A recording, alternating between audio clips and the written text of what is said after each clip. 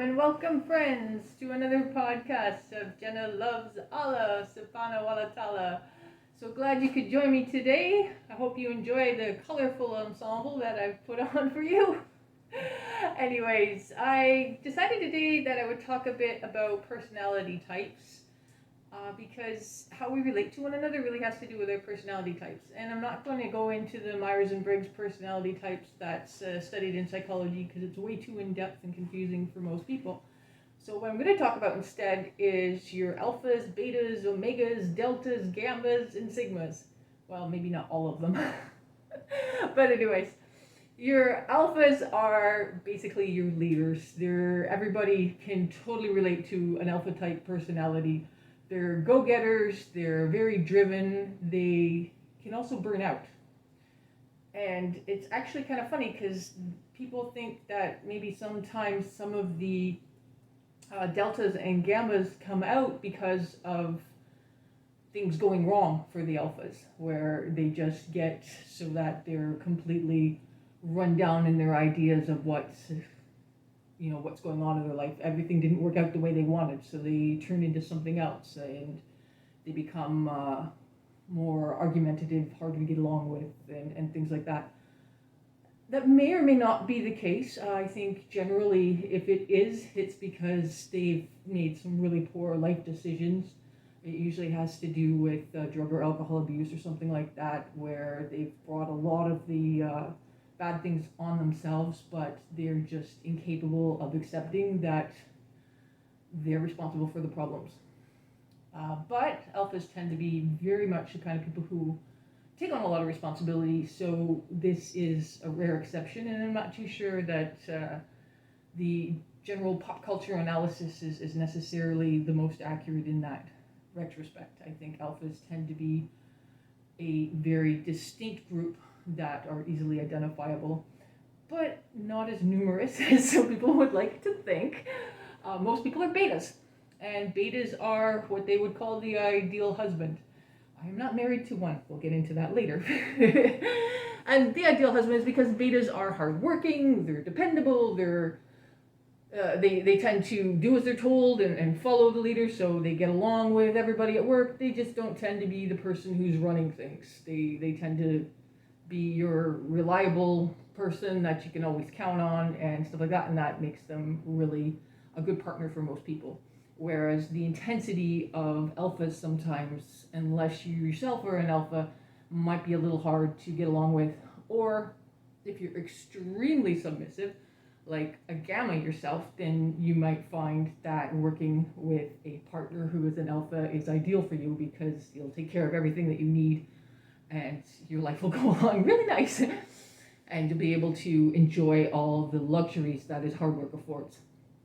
Anyways, skipping along to that, so we got alphas and betas, gammas. In men, they tend to be your restless adventurer, but they're also very emotional. They're not really interested in succeeding in anything. They just lack drive. They just want to go have a good time, kind of thing. And then deltas are your withdrawn from society. They're disaffective. They're just kind of miserable. They blame all their ills on somebody else as opposed to being able to just pick themselves up and get on with it.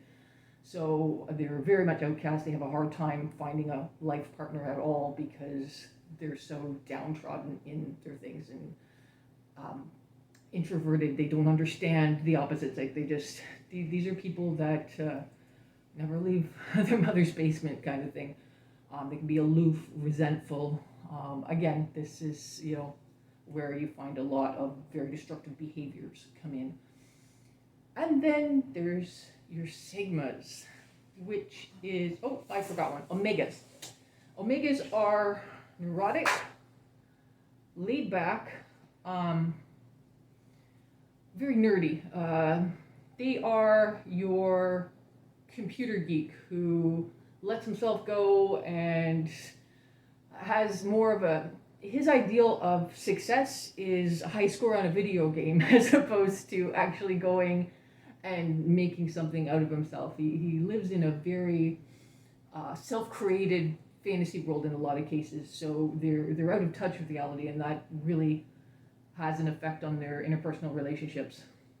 And if they have a very self-sacrificing parent, they will never, ever, ever leave home.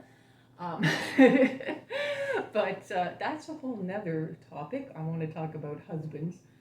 And then there's mine, which when men hear about the qualities of the Sigma, they tend to go right away, yeah, that's me. And it is not.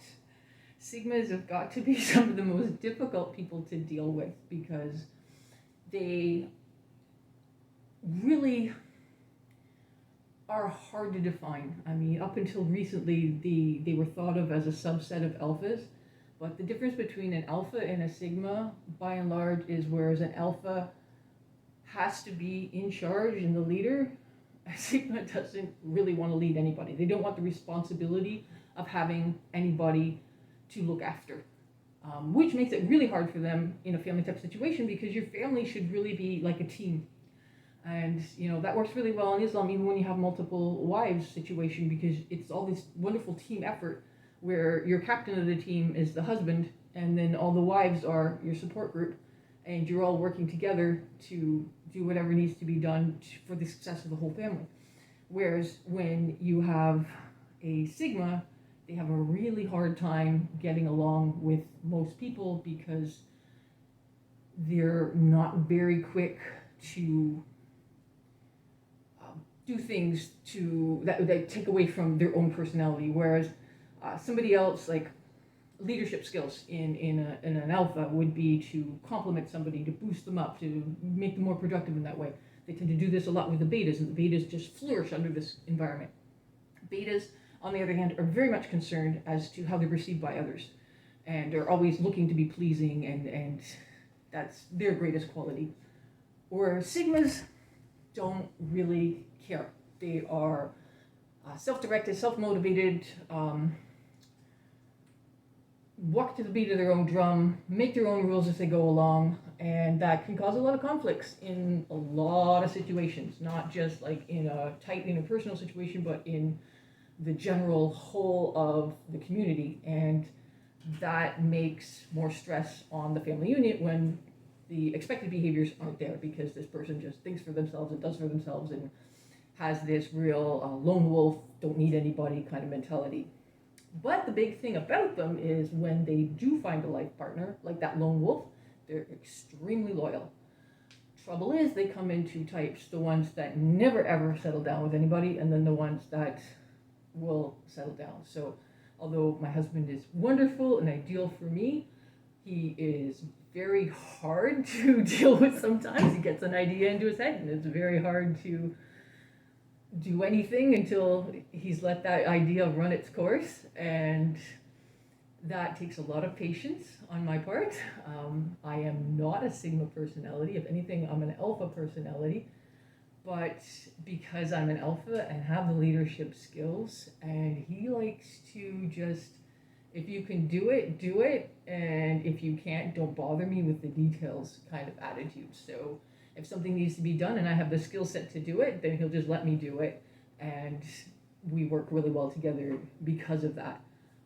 But when we first got together, because there was like no literature on Sigmas at all, I had to kind of discover all these little quirks of his personality and where I fit in and where he fit in. And I tried doing the Alpha thing, I tried maybe the Beta thing because he wasn't, looking to lead, and these things didn't work. And I knew that he wasn't a Gamma or an Omega or anything to that effect, but I didn't know where to slot him. And now that I have a analogy for a Sigma, it's a lot easier to deal with because I know what that's all about. So to put these into perspective, the Prophet Muhammad, peace be upon him, was definitely an Alpha, a leader.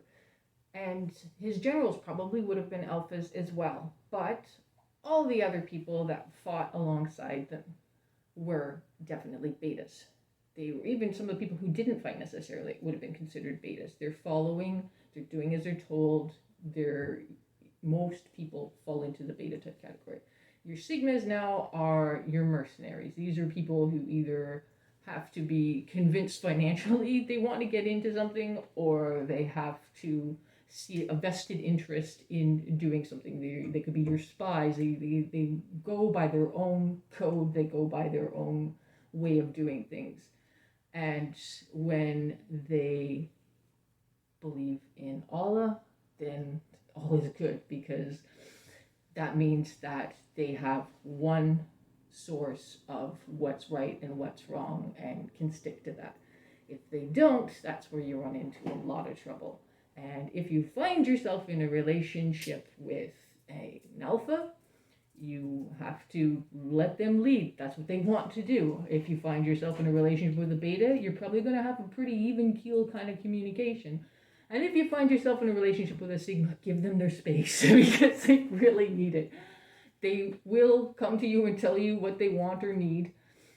They don't hold back. If there's something that's missing, they're going to vocalize it because they're used to being able to just do things, and they don't like anything in their way. So it worked out well that I'm already an alpha myself. That means that I can take on the initiative to do things. It means that I don't need to wait for somebody to tell me how to do something, and I have no problem with responsibility. So where a sigma doesn't like to take on any responsibility, so they're slower to engage in things, they will go after things when they want it, but they're slower to engage in things. You just have to be patient and be ready for that. Whereas if you've got an alpha, sometimes you have to slow them down a little bit and say, whoa, wait, are we on the same page here? And it's just, those are the things we have to do in a relationship, is take all these personality traits into consideration, keep that communication going, and it'll just make for a better life together, less conflictual, and better communication to know what the needs and wants and desires are of one another, to make everybody happy and more easily working together for common goals and commonalities. It's not about long-term lovey-dovey squishy feelings, although that helps.